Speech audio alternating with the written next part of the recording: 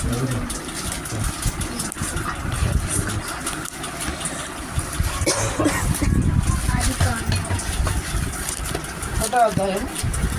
28.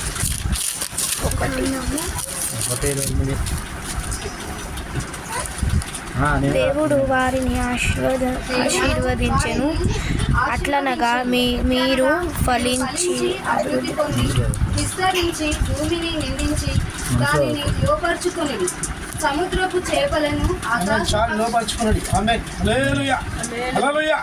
దేవుని వాక్యం ఇక్కడ ఏం సెలవిస్తుందంటే, మరి దేవుని వాక్యం అంట ఏమైంది? దేవుడై ఉన్నాడు కదా.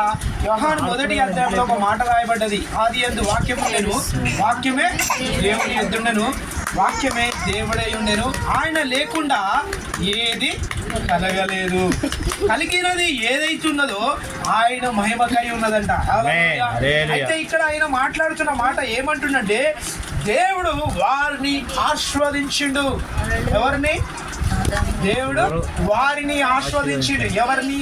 ఆదాము అవ్వని. అయితే ఈ రోజు ఆదాము అవ్వలేడు గాని ఈ రోజు నువ్వు నేనున్నా. వారిని అంటుండు ఆయన. ఎవరిని అంటుండు? దేవుడు వారిని అంటే దేవుని చేత నడిపింపబడ్డవారు, దేవుని చేత ఆజ్ఞకు లోబడ్డవారు, దేవుని అనుసరంగా నడిచిన వారు, వారుగా ఆయన సన్నిధిలో ఆశీర్వదింపబడ్డవారు. హల్లెలూయా. నువ్వు సత్యం ఎప్పుడైతే ఎరుగుతావో అప్పుడు సత్యం ఏం చేస్తుంది? నిన్ను స్వతంత్రునిగా మారుస్తుంది. మన సత్యం తెలుస్తుందా? తెలుస్తలే. వీళ్ళు మనోలే, వాళ్ళు మనోలే, వీళ్ళు మనోలే అనుకుంటా మనం పోతాం. కానీ అక్కడ ఏమైతే తెలుసా? సమస్త ఎదురైతే. కానీ ఇక్కడ అంటుడు, దేవుడు వారిని ఆశీర్వదించెను. వారిని ఎవరు రాని? దేవుని పిల్లలుగా ఉన్న వారిని దేవుడు ఆశీర్వదించబోతున్నాడు. ఆయన అంటుండు, ఇంకేమంటుండో ఒకసారి చదువుదాం.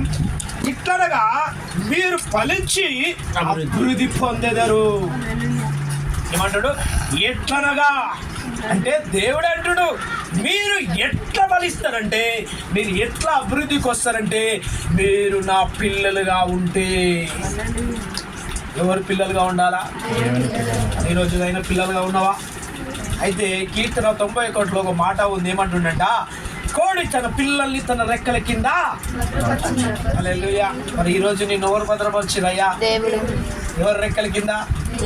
హల్లెలూయా. నువ్వు ఈరోజు ఇంతవరకు నడిపింపబడుతున్నావు ఎవరి దయలో?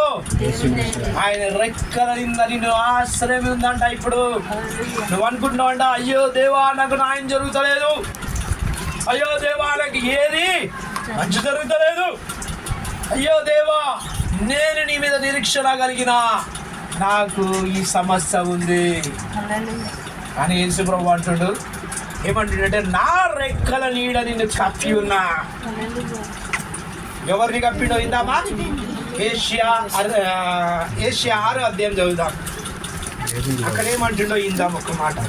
ఏషియా 6వ అధ్యాయంలో నాతో దేవుడు ఇప్పుడు చెప్తున్న మాట మీతో చెప్పాలనుకుంటున్నా నేను. హల్లెలూయా. అది మంచి విషయాలు మనం పొందుకుందాం. దేవుని విషయంలో కొంచెం సమయమే ఉంది కనుక, సమయం లేదు కనుక దేవుని 2 మాటలు, బలమైన మాటలు దేవుని దగ్గర తీసుకుందాం. ఏమంటుండో ఇక్కడ చదువుదాం. ఏషియా 6వ అధ్యాయము 1వ వచనంలో దేవుడు ఇక్కడ మాట్లాడుతున్న మాట తీసుకుందాం. 1వ అధ్యాయం. రాజైన ఉజ్జియా మృతి పొందిన సంవత్సరమున అత్యున్నతమైన సింహాసనమందు ప్రభు ఆసీనుడిగా ఉండగా నేను చూచి తిని. ఎవరు చూసిరంట? హల్లెలూయా. ఈ యొక్క భక్తుడు దేవుడు సింహాసనం మీద ఆసీనుడిగా ఈయన కనుదృష్టికి కనబడ్డదంట. మరి నీకెప్పుడు కనబడుతుందయ్యా? నువ్వు ఆయన యందు నిలబడ్డవా? నువ్వు లోకమందు నిలబడ్డవా? అయితే లోకమందు నిలబడితే లోక రుచులు కనబడతాయి. నువ్వు దేవుని నిలబడితే ఆయన అత్యున్నత సింహాసనం నీకు కనబడుతుంది. ఎవరు సింహాసనం కనబడాలి? దేవుని సింహాసనం కనబడాలి. ఇంకేమంటున్నాయినా? చూచి తిని ఆయన చొక్కాయి అంచులు దేవాలయమును నిండుకొనెను. ఆయనకు పైగా సెరేపులు నిలిచిండి. సెరేపులు అంటే దేవదూతలు. చూడండి కదా, ఇక్కడ ఒక మాట రాయబడ్డది. చూడండి అమ్మా, ఏమంటుందంటే ఆయనంట అంచు ఆ దేవాలయం నుండి కొంది. ఏ అంచు? అంచు అంటే అర్థమైందా? మనం వేసుకున్న వస్త్రము అంచు, లేడీస్కుంటే అంచు. ఆ అంచు, ఆయన అంచు అంట దేవాలయం నిండుకుందంటే ఆయన ఇంకెంత పెద్ద ఉండొచ్చు. నువ్వు అంత పెద్ద మనిషిని, అంత పెద్ద దేవుని నువ్వే విలువగా చూస్తున్నావు. నువ్వు ఏ రకంగా ఆయనని దేవుడిగా భయపడుతున్నావు. చూడు, మన దగ్గరకు వాళ్ళ బలవంతులు వచ్చినారు గట్టివారు. అప్పుడు మనం ఏం చేస్తారు? 2 అడుగులు వేసి అడుగు ఏమైతుంది తెలుసా? వెనకకైపోతుంది. ఎందుకు? ఈడైనా నన్ను కొడతాడు నాయన అని. అర్థమైందా? ఆ బలవంతుని చూడడానికి భయం చుట్టుకుంటుంది. తర్వాత ఒక జ్ఞానవంతుని చూసిన మనకో, అమ్మో ఈ జ్ఞానవంతుని దగ్గర నా జ్ఞానం రా అని చెప్పి ఒక్క వెనకకి వెళ్ళిపోతుంది కాలు. చూడండి, కానీ ఇక్కడ ఆ మహోన్నతుని చూసిందంటే ఆయన. హల్లెలూయా! ఆయన అత్యున్నత సింహాసనం మీద ఆసీనుడుగా ఆయన కళ్ళారా చూస్తూ ఆయన వస్త్రాయి అంచు ఆ దేవాలయం నిండుకున్న మహోన్నతుడైన దేవుని ఆయన చూస్తూ ఉన్నాడంట. రోజు మరి నువ్వు ఫలించాలి, నువ్వు అభివృద్ధి పొందాలి, నువ్వు అనేక మంది విస్తరించాలంటే మొదట ఎవరిని చూడాలి? హల్లెలూయా! మరి ఇదేం నెల? ఇది జూన్ నెల. మరి నువ్వు దేవుళ్ళకి రావాలంటే ఫస్ట్ ఎవరిని చూడాలి నువ్వు? హల్లెలూయా! అప్పుడు దేవుడు అంచు మహిమ నీ మీద దిగుతుంది. అయితే ఆయనకు సెరేబులు ఉన్నారంట, దేవదూతలు ఉన్నారంట. ఆయనకు పచ్చిగా గానం చేస్తున్నారంట. ఏం గానం చేస్తున్నారో చూద్దాం, చదవండి. ఒక్కొక్కరికి 6 రెక్కలుండేవి. ప్రతివాడు 2 రెక్కలతో తన ముఖమును, 2తో తన కాళ్ళను కప్పుకొనిచ్చు, 2తో ఎగురుచుండేను. వారు సైన్యములకు అధిపతి అగురు యెహోవా పరిశుద్ధుడు పరిశుద్ధుడు పరిశుద్ధుడు, సర్వలోకమును ఆయన మహిమతో నిండి ఉన్నది అని గొప్ప పర్వతముతో స్వరముతో దాస ప్రతిగానములు చేయుచుండిరి.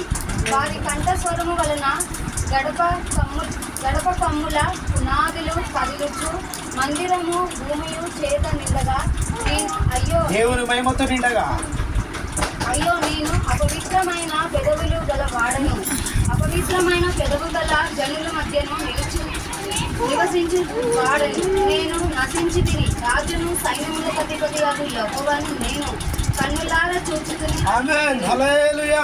చూడండి, ఆ సిరేపులకు 6 రెక్కలున్నాయి. ప్రతిని ఒంటిని దేహాన్ని తర్వాత నుండి ఎగురుకుంటూ దేవునికి ప్రతిగా ఏం చేస్తున్నాయి? స్తుతిగానము చేస్తూ ఉన్నాయి. మరి చూడండి, ఆ దేహాన్ని ప్రతి దానిని కప్పుకుంటూ కళ్ళని దేవుని ఏమైనా చూడలేక రెండింటిని ఎగురుకుంటా ఆ దేహాన్ని కప్పుకుంటూ దేవునికి స్తుతి గానము ప్రతి గానము చేస్తూ ఉన్నాయంట. మరి ఈరోజు మనలో ఉన్న అజ్ఞానాన్ని, మనలో ఉన్న వెర్రితనాన్ని మనం తీసేసుకున్న వారం ఉన్నామా? లేదు, దేవుడా అని అంటున్నాం.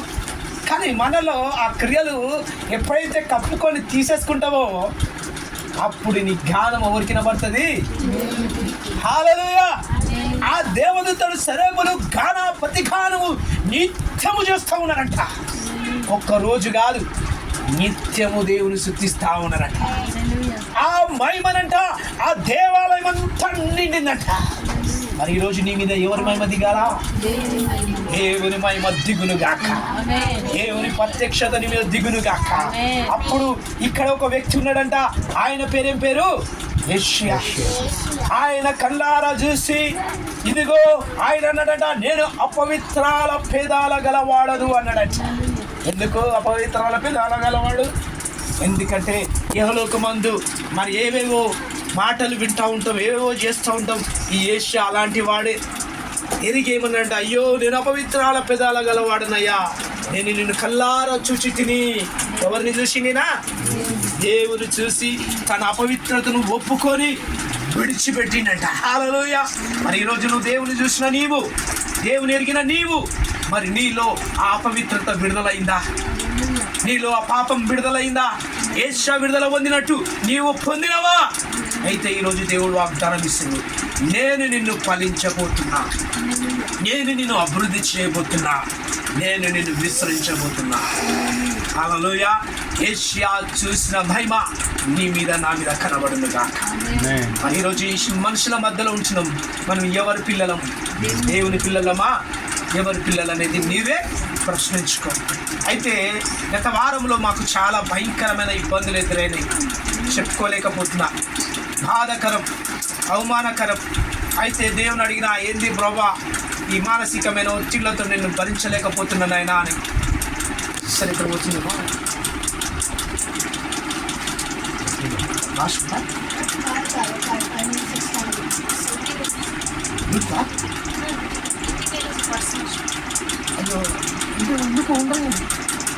ఇక్కడ దేవుడు ఏమంటున్నాడంటే, చూడండి, ఇంటి గత నెల నుంచి చాలా ప్రాబ్లం ఫేస్ చేసినాం, అసలు చెప్పుకోలేకపోతున్నాం. ఇక దాన్ని బట్టి ఇంకోటి మాకు సమస్య అంటే ఇంకొక కార్యం కూడా జరిగింది. ఇక భరించలేకపోతున్నాం. ఏంది ప్రభా ఇది ఏంది అని నేను దాదాపు కొన్ని దూరం నేను వెళ్ళిపోయి అడిగినా, ఏంది ప్రభా